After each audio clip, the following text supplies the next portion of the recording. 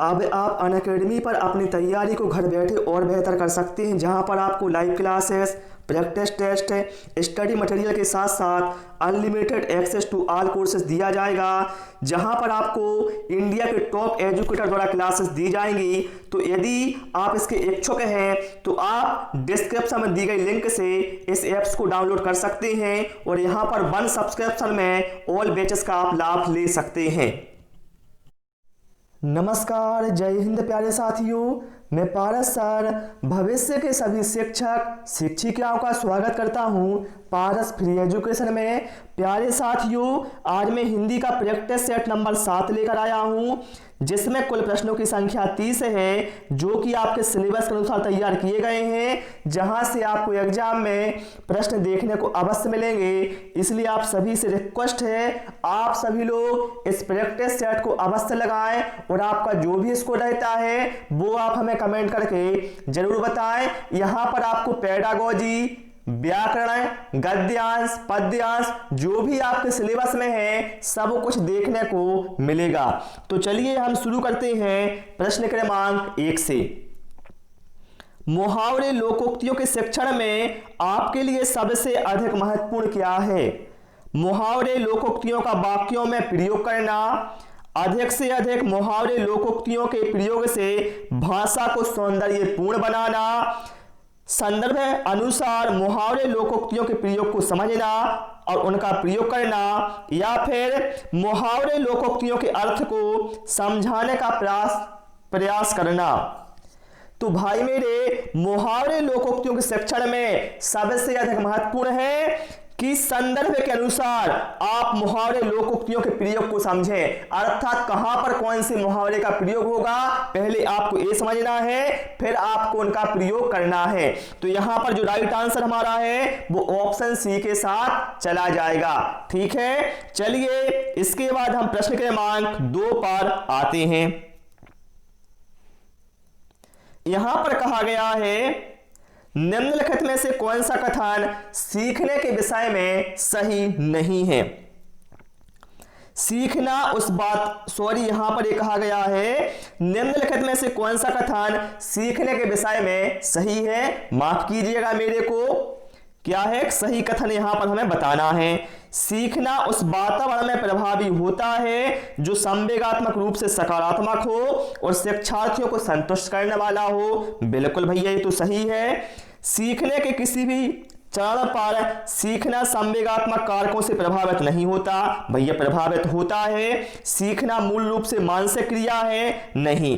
बच्चों द्वारा की गई त्रुटियां यह संकेत करती हैं कि किसी तरह का सीखना नहीं हुआ। ये गलत है, क्योंकि भैया त्रुटियां तो अधिगम का हिस्सा होती हैं। राइट आंसर यहां पर हमारा ऑप्शन ए के साथ है, चला जाएगा। ठीक है भाई, चलिए इसके बाद हम प्रश्न क्रमांक 3 पर आते हैं और आप सभी से रिक्वेस्ट है मेरी, वीडियो पसंद आए भाई तो वीडियो को लाइक और शेयर करें और चैनल को जरूर सब्सक्राइब करें। प्रत्युपकार में कौन सी संधि है? तो देखिए भाई, इसका जो संधि विग्रह है वो होगा प्रति प्लस उपकार। ये होगा प्रत्युपकार का संधि विग्रह। ठीक है, और यहां पर हम देखें ई प्लस ऊ का मेल हो रहा है, अर्थात यहां पर भाई यण संधि होगी। राइट आंसर यहां पर हमारा ऑप्शन ए के साथ है, चला जाएगा। ठीक है, ऑप्शन ए यहां पर हमारा करेक्ट आंसर हो जाएगा। चलिए इसके बाद हम प्रश्न क्रमांक 4 पर आते हैं। सतत एवं व्यापक मूल्यांकन का क्या अर्थ है? आप लोगों ने सुना होगा बच्चों का सतत और व्यापक मूल्यांकन होना चाहिए। तो इसका अर्थ क्या होता है भाई, आपको पता है क्या? ऑप्शन क्या है? सभी विषयों का मूल्यांकन, सह शैक्षिक क्षेत्र का मूल्यांकन, शैक्षिक एवं सह शैक्षिक क्षेत्र का मूल्यांकन, या फिर शैक्षिक क्षेत्र का मूल्यांकन। तो यहां पर आपको बता दें, सतत एवं व्यापक मूल्यांकन का अर्थ होता है शैक्षिक एवं सह शैक्षिक इन दोनों क्षेत्रों का मूल्यांकन। यहां पर जो हमारा करेक्ट आंसर है भाई ऑप्शन सी के साथ है, चला जाएगा। ओके, चलिए प्रश्न क्रमांक 5 पर आते हैं। यहां पर कहा गया है भाई, सीमा हर पाठ को बहुत जल्दी सीख लेती है, जबकि रीना उसे सीखने में ज्यादा समय लेती है। यह विकास के खालिस्तान को दर्शाता है। तो भैया ये सभी जानते हैं कि भैया सभी की अलग अलग भिन्नताएं होती हैं, ठीक है, किसी की क्षमता अलग है, किसी की क्षमता अलग है ना। तो ये कहलाती है भैया व्यक्तिगत भिन्नता, अर्थात जो यहाँ पर सीमा और रीना है, इन दोनों में क्या अंतर है, ये व्यक्तिगत भिन्नता को दर्शाता है। ओके, चलिए इसके बाद हम प्रश्न क्रमांक 6 पर आते हैं। अन्वेषण का संधि विच्छेद क्या होगा? अन्वेषण का, तो भाई मेरे अन्वेषण का जो संधि विच्छेद है वो होगा अनु प्लस एषण। तो ऐसा दिया है हमें ऑप्शन बी में, जो हमारा करेक्ट आंसर होगा। और यदि आपसे पूछा जाए यहां पर संधि कौन सी होगी, तो यहां पर भैया एण स्वर संधि होगी। ये भी आप ध्यान रखें, ये वो शब्द हैं जो एग्जाम में पूछे जाते हैं, जैसे प्रत्युपकार हो गया, ठीक है, आशीर्वाद, अन्वेषण, ठीक है। चलिए ये आ गया है नाक का बाल होना, जो कि एक मुहावरा है। इसका अर्थ क्या होता है? अधिक समीप होना, कष्ट देना, अधिक प्रिय होना या फिर पालतू होना। तो मेरे भाई नाक का बाल होना, इसका अर्थ होता है अधिक प्रिय होना। राइट आंसर यहां पर भैया हमारा ऑप्शन सी के साथ है, चला जाएगा। ओके, चलिए इसके बाद हम प्रश्न क्रमांक 8 पर आते हैं। और जिसको डाउट रहता है किसी भी प्रश्न को लेकर, तो भैया आप कमेंट बॉक्स में हमसे पूछ सकते हैं। चलिए यहां पर क्या कहा गया है, हिंदी भाषा शिक्षण में छात्रों की अभिव्यक्ति परखने के लिए आप निम्न में से किस प्रश्न को सर्वाधिक महत्वपूर्ण मानते हैं? तो देखिए भाई, यदि आपको छात्रों की अभिव्यक्ति को परखना है तो आपको वहां पर ऐसा प्रश्न चाहिए जिसमें छात्र स्वयं के विचारों को अभिव्यक्त करे। तो यहां पर देखें आप, लोकगीत संस्कृति के परिचायक होते हैं, इस कथन पर अपने विचार व्यक्त कीजिए। ये तो भैया बिल्कुल सही बैठ रहा है। बाकी भी हम देखते हैं, आंख पर पर्दा पड़ना, मुहावरे का वाक्य प्रयोग कीजिए, इसमें नहीं भैया, ठीक है। सेना ने वीरता के साथ युद्ध किया, इस वाक्य को कर्मवाच्य बदल दिए, नहीं। कमल तथा सूर्य के पर्यायवाची, नहीं। ऑप्शन ए ही हमारा करेक्ट आंसर हो जाएगा। ओके, चलिए प्रश्न क्रमांक भाई 9 पर आते हैं। भाषा सीखने में जो त्रुटियां होती हैं उन्हें कठोरता से लेना चाहिए, उन्हें जल्दी से दूर किया जाना चाहिए। वे बच्चों की त्रुटियों की ओर संकेत करती हैं, या फिर वे सीखने की प्रक्रिया और स्वाभाविक हिस्सा होती हैं जो समय के साथ दूर होने लगती हैं। तो भाई मेरे बिल्कुल सही बातें हैं। जो भाषा सीखते समय त्रुटियां होती हैं वह सीखने सिखाने की प्रक्रिया का एक स्वाभाविक हिस्सा होती हैं, जो कि कुछ समय के बाद, प्रयत्न के बाद यह जो त्रुटियां हैं दूर हो जाती हैं। यहां पर हमारा करेक्ट आंसर ऑप्शन डी के साथ है, चला जाएगा। चलिए प्रश्न क्रमांक 9 पर आते हैं। और भैया मैं आपसे हमेशा यही बोलता हूं, आप भैया यही प्रश्न बुक में पढ़ सकते हैं, लेकिन आपको वहां पर कोई समझाएगा नहीं। इसलिए बोलता हूं भाई, कम पढ़ो लेकिन समझते हुए पढ़ो, तो बहुत बेनिफिट होगा, ठीक है। पढ़ना कौशल में सबसे ज्यादा महत्वपूर्ण है, बताइए पढ़ना कौशल में सबसे ज्यादा महत्वपूर्ण क्या है भैया? शब्दों वाक्यों को शुद्ध रूप से उच्चारित करना, केवल अक्षर पहचानना, तेज गति से पढ़ना, या फिर संदर्भ अनुसार अर्थ ग्रहण करना। तो भाई मेरे पढ़ना कौशल में सबसे ज्यादा महत्वपूर्ण है संदर्भ के अनुसार अर्थ ग्रहण करना। और यही बात मैं आपसे बोलता हूं, जब आप लोग भी भाई पढ़ते हो तो साथ में उसका अर्थ भी आप ग्रहण करते चलो, ठीक है, कि हम क्या पढ़ रहे हैं आखिर। ओके, चलिए प्रश्न क्रमांक 10 पर आते हैं। क्या कहा गया भैया यहां पर? सुलेखा ने पाठ को पढ़ते हुए जीवन को जिंदगी पढ़ा, यह इस ओर संकेत करता है कि, देखिए सुलेखा ने क्या किया भैया यहां पर जीवन को जिंदगी पढ़ा है। तो यहां पर हम देखें जीवन और जिंदगी भैया क्या है, आपस में मिलते हुए पर्यायवाची शब्द हैं, है ना। जीवन या जिंदगी एक ही बात है वो तो बताइए यह किसकी ओर संकेत करता है? उसे अक्षरों की पहचान में भ्रम हो जाता है क्या? भैया ये तो हम नहीं बोल सकते। उसे केवल पठन अभ्यास की बहुत आवश्यकता है? नहीं भैया, भैया पढ़ तो सही रही है क्योंकि वो सुलेखा ध्यान से नहीं पढ़ती, नहीं ऐसा भी नहीं है। वह अक्षर पहचान की बजाय अर्थ को समझते हुए पढ़ रही है। बिल्कुल भैया ये सही बात है, क्योंकि यहां पर जीवन और जिंदगी क्या है? पर्याय है एक दूसरे के। तो यहां पर हमारा जो करेक्ट आंसर है ऑप्शन डी के साथ है, चला जाएगा ना। चलिए प्रश्न क्रमांक 11 पर आते हैं। सॉरी, आपको आंसर दिख गया, कोई बात नहीं, दिख गया तो दिख गया, ठीक है, गलती सभी से हो जाती है। बच्चे भाषा सीखने की क्षमता के साथ पैदा होते हैं, मुख्यतः यह विचार किसका है? आप ये देख सकते हैं, यह प्रश्न थोड़ा घुमाकर पूछा गया है।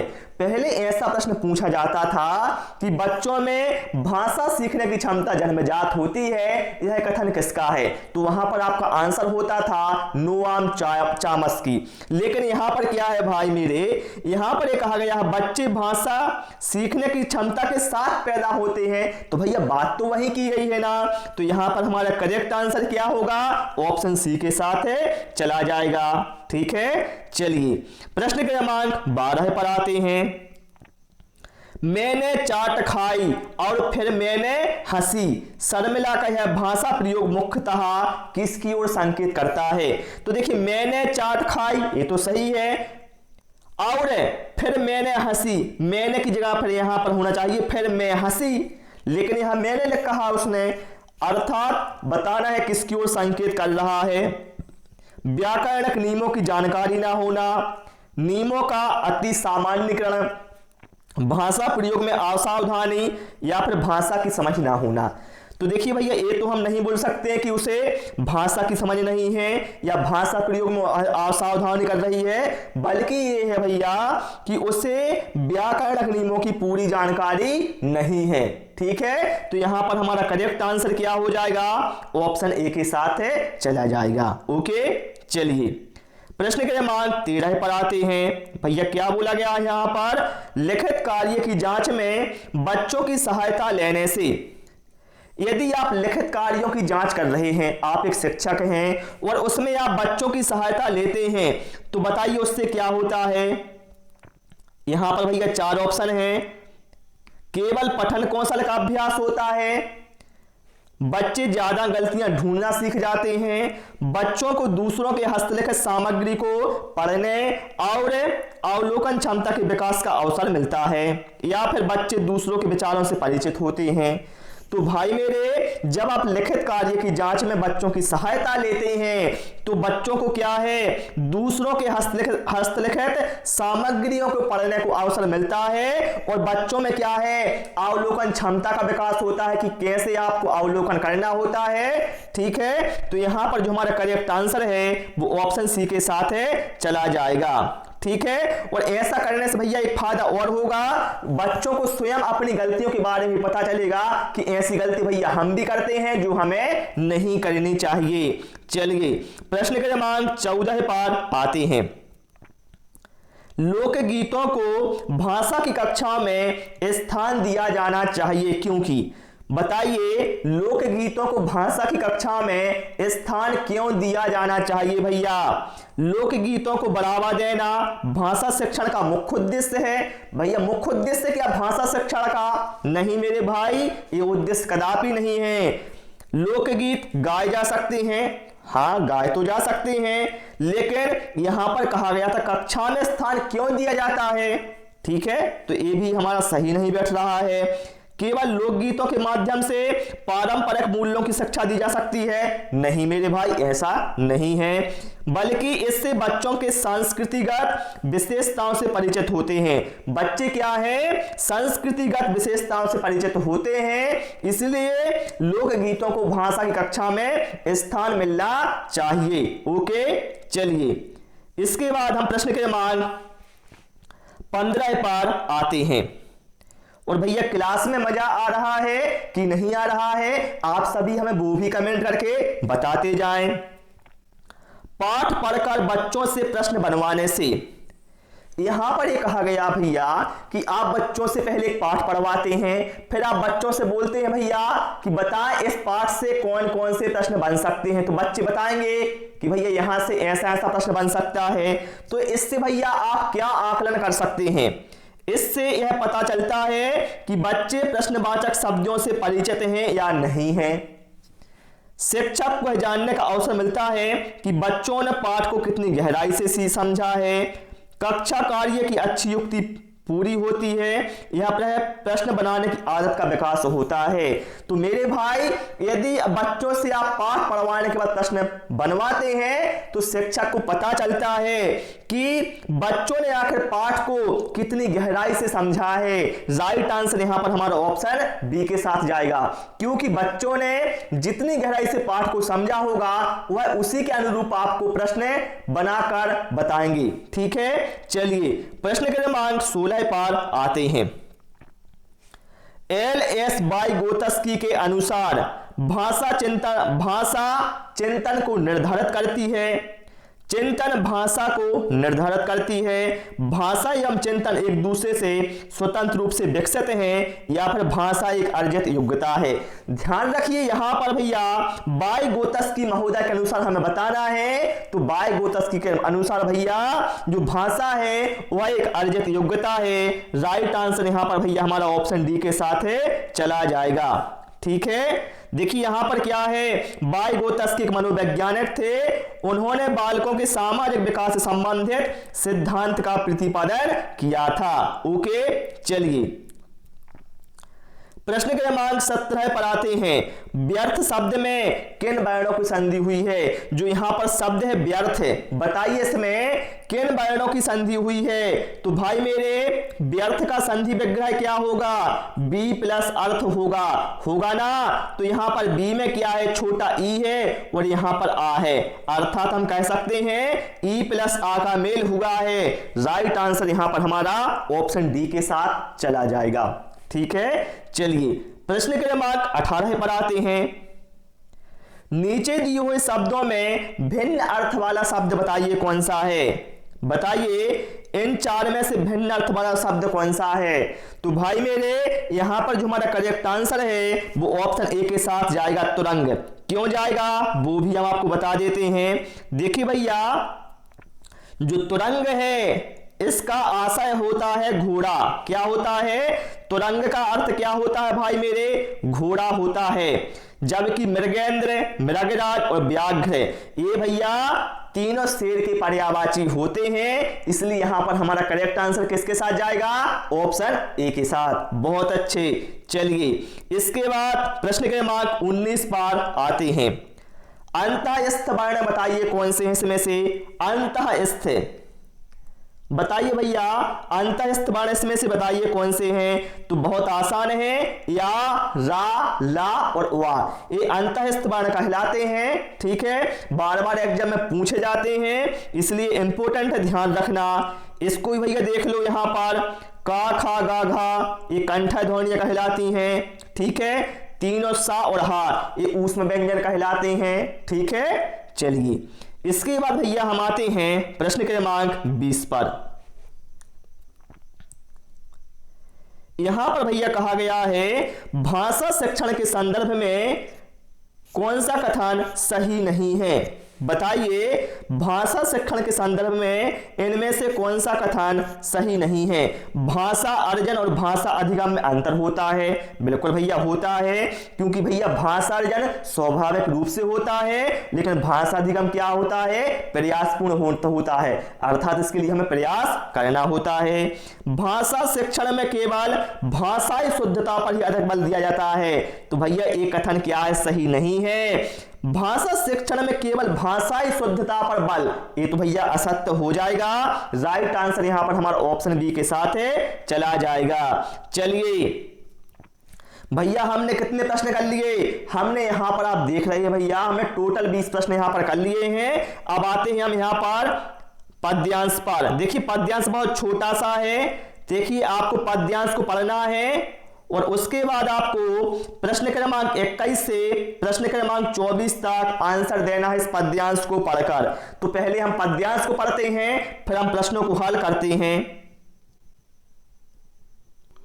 यहां पर कहा गया है, ना अवरोध कोई ना बाधा कहीं है, ना संदेह कोई ना व्यवधान कोई, बहुत दूर से हैं दिशाएं बुलाती, नहीं पथ डगर आज अनजान कोई, दिशाएं निमंत्रण मुझे दे रही हैं। कौन निमंत्रण दे रही भैया? दिशाएं निमंत्रण दे रही हैं। दिगंतर खुला सिर्फ मेरे लिए है, दिगंतर सिर्फ खुला मेरे लिए है, नहीं कुछ यहाँ राह जो रोक पाए, ना कोई यहाँ जो मुझे टोक पाए, आ जानी हवा में उड़ा जा रहा हूं, ब्रज गीत मेरा गगन मस्त गाए, हृदय में यही कह रहा बात कोई, धरा और गगन सिर्फ तेरे लिए है। भैया हमने इस पद्यांश को पढ़ लिया है। अब हम चलते हैं सीधा प्रश्नों के ऊपर। कवि को कोई क्या कह रहा है? बाधाओं से दूर रहना चाहिए भैया। ऐसी भैया बात यहां पर हुई ही नहीं है। धरती और आसमान उसके लिए है, लक्ष्य अभी बहुत दूर है, या फिर अजानी हवा में उड़ो। तो यहां पर भैया हमने देखा है कि क्या कह रहा है वहां पर कवि। देखिए, ना अवरोध कोई ना बाधा कहीं है, ना संदेह कोई ना व्यवधान कहीं है। तो यहां पर भैया हम देखिए राइट आंसर हमारा क्या होगा, ऑप्शन बी के साथ चला जाएगा। धरती और आसमान क्या है? उसके लिए है। ठीक है, देखिए यहां पर है ना, क्या है? दिशाएं निमंत्रण मुझे दे रही, दिगंतर खुला सिर्फ मेरे लिए है। ठीक है, क्या है? दिगंतर खुला सिर्फ मेरे लिए है, मतलब दिगंतर का मतलब होता है आसमान। ठीक है, चलिए प्रश्न क्रमांक 12 पर आते हैं। कविता में दो समानार्थी शब्द एक ही वाक्य में आए हैं, वह वाक्य कौन से हैं? तो भैया वह वाक्य है, ना अवरोध कोई ना बाधा कहीं है। यहां पर हम देखें अवरोध और बाधा, ये भैया समानार्थी शब्द हैं। अवरोध या बाधा भैया कैसे हैं? समानार्थी हैं, जो कि एक ही पंक्ति में आए हैं। यही अपना करेक्ट आंसर हो जाएगा। चलिए प्रश्न क्रमांक 23 पर आते हैं। कवि को कौन निमंत्रण दे रहा है भैया? हमने बताया ना, भी पढ़ा है, कवि को दिशाएं निमंत्रण दे रही हैं। ठीक है, चलिए प्रश्न क्रमांक 24 पर आते हैं, फिर इसके बाद हम करेंगे गद्यांश को। कवि को कौन निमंत्रण दे रहा है? तो भैया कवि को दिशाएं निमंत्रण दे रही हैं। भैया यहां पर आप देख सकते हैं एक क्वेश्चन रिपीट हो गया है, कोई बात नहीं है। ठीक है, मुझे याद नहीं रहा होगा, वही क्वेश्चन है। चलिए, अर्थ की दृष्टि से शेष से भिन्न शब्द छांटिए। तो यहां पर आप देखें, धरा, पथ, डगर या फिर राह। तो यहां पर भैया हम देखें, देखिए डगर, पथ और राह है, ये तो भैया रास्ते के पर्यायवाची होते हैं। लेकिन जो धरा है भैया ये भिन्न है, तो यहां पर हमारा राइट आंसर जाएगा ऑप्शन ए के साथ, क्योंकि धरा पृथ्वी का पर्यायवाची होता है। ओके, चलिए इसके बाद भैया हम प्रश्न क्रमांक 26 से प्रश्न क्रमांक 30 के जो आंसर हैं वो गद्यांश के आधार पर देंगे। छोटा सा ही गद्यांश है, लेकिन भैया यहां पर इस गद्यांश से आपको बहुत कुछ सीखने को मिलेगा, क्योंकि यहां पर कवि की जो कबीरदास जी थे, इनकी बहुत अच्छी यहां पर बात कही गई है। चलिए, कबीर ने समाज में रहकर समाज का समीप से निरीक्षण किया। समाज में फैले बाह्य आडंबर, भेदभाव, सांप्रदायिकता आदि का उन्होंने पुष्ट प्रमाण लेकर एक ऐसा दृढ़ विरोध किया कि किसी की हिम्मत नहीं हुई कि उनके सामने आकटाए तर्कों को काट सके। कबीर का व्यक्तित्व इतना ऊंचा था कि उनके सामने टिक सकने की किसी में भी हिम्मत नहीं थी। फिर क्या है, इस प्रकार उन्होंने समाज तथा धर्म की बुराइयों को निकाल कर सबके सामने रखा। ऊंचा नाम रखकर संसार को ठगने वालों को, नकली चेहरों को सबके सामने दिखाया और दीन दलितों को ऊपर उठने का उपदेश देकर अपने व्यक्तित्व को सुधार कर सबके सामने एक महान आदर्श प्रस्तुत कर सिद्धांतों का निरूपण किया। कर्म, सेवा, अहिंसा तथा निर्गुण मार्ग का उन्होंने प्रसार किया। ओके, फिर क्या है भैया, कर्मकांड व मूर्ति पूजा का विरोध किया। किसका? कर्मकांड और मूर्ति पूजा का विरोध किया किसने? कबीरदास ने। अपनी सखियों, रमैनियों तथा शब्दों को बोलचाल की भाषा में रखकर सबके सामने एक विशाल ज्ञान मार्ग खोला। इस प्रकार कबीर ने समन्वयवादी दृष्टिकोण अपनाया और कथनी करनी एकता पर बल दिया। क्या है? उन्होंने समन्वयवादी दृष्टिकोण अपनाया और कथनी करनी पर बल दिया। वे महान योग दृष्टा, समाज सुधारक तथा महान कवि थे। उन्होंने हिंदू मुस्लिम के बीच समन्वय की धारा प्रवाहित कर दोनों को ही शीतलता प्रदान की। ठीक है, तो भैया हमने गद्यांश पढ़ लिया है। अब आते हैं प्रश्नों के ऊपर, प्रश्न क्रमांक 26 से प्रश्न क्रमांक 30 पर। देखिए भैया, हमने गद्यांश को बहुत अच्छे से समझा है, इसलिए यहां पर हम फटाफट इनके आंसर देंगे। कबीर के अकाट्य तर्कों को काटने की क्षमता किसी में नहीं थी, क्योंकि देखिए कबीर के जो अकाट्य तर्कों को काटने की क्षमता है वादी के पास नहीं थी। क्यों नहीं थी? कबीर अपने समय के महान विद्वान थे। क्या? उन्होंने शास्त्रों का गंभीर अध्ययन किया था। वे वाद में बड़े कुशल थे। या फिर उन्होंने सामाजिक गतिविधियों का गहराई से निरीक्षण किया था। तो हमने पहली लाइन में ही पढ़ा ना, उन्होंने सामाजिक गतिविधियों का बहुत समीपता से निरीक्षण किया था। राइट आंसर यहां पर ऑप्शन डी के साथ है, चला जाएगा। चलिए प्रश्न क्रमांक 27 पर आते हैं। समाज सुधारक के रूप में कबीर का क्या योगदान है? उन्होंने दीन दलितों की मदद की। उन्होंने सामाजिक भेदभाव, सांप्रदायिकता का दृढ़ता से विरोध किया। तो बिल्कुल भैया ये तो ऑप्शन बी हमारा सही हो जाएगा। जो सामाजिक भेदभाव और सांप्रदायिकता है, इसका उन्होंने क्या है? दृढ़ता से विरोध किया। ओके, चलिए प्रश्न क्रमांक 28 पर आते हैं। कबीर ने किस प्रकार निर्गुण मार्ग का प्रसार किया? तो देखिए हमने पढ़ा ना, कर्मकांड और मूर्ति पूजा का विरोध किया और उन्होंने निर्गुण मार्ग का प्रसार किया। चलिए प्रश्न क्रमांक 29 पर आते हैं। देखिए गद्यांश हमने भैया अच्छे से पढ़ लिया है, इसलिए यहां पर हम आसानी से आंसर दे रहे हैं। कबीर की रचनाओं का जनमानस पर दीर्घगामी प्रभाव रहा, क्योंकि वह सत्य पर आधारित व मर्म स्पर्शी हैं, साहित्य कसौटी पर खरी उतरती हैं, या फिर काव्य स्वस्थता से परिपूर्ण हैं, या फिर अनुभूति परक हैं। तो यहां पर राइट आंसर हमारा ऑप्शन ए के साथ है, चला जाएगा। ठीक है, चलिए प्रश्न क्रमांक 30 पर आते हैं। देखिए लास्ट वाले हमने गद्यांश में पढ़ा भैया, अभी लास्ट वाली लाइनों में सॉरी कबीर किस रूप में समन्वयवादी थे? तो भाई मेरे किस रूप में समन्वयवादी थे? उन्होंने हिंदू और मुस्लिम के मध्य समन्वयवाद स्थापित किया था। राइट आंसर यहां पर हमारा ऑप्शन बी के साथ है, चला जाएगा।